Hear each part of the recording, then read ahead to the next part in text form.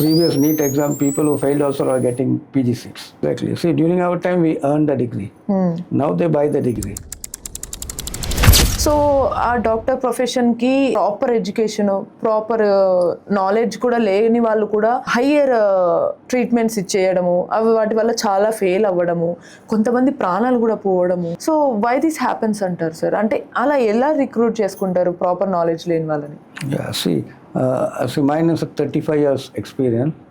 See, what is happening now is a commercialization of medicine, what we call it. Become a commercialized medicine, and people started thinking hospital is also a profit-making business. So when we were studying all the thing, I'm from institutes, so our cost of studying was less, and my parents supported me, and then we could go. And then once we graduated, we could support on us to complete our studies. But now what is happening that the cost of getting a medicine is also very high. So when somebody is going to, it's become a business now. Like Right. we are talking about the pharmaceutical industry, now medicine also has become a medical industry. Because when you're going to take a MBBS seat for paying crores of money, then you want to see how to make up that money. That's why this is happening. Right. So how to take a thing. And the quality of medical education, no doubt, it's deteriorating.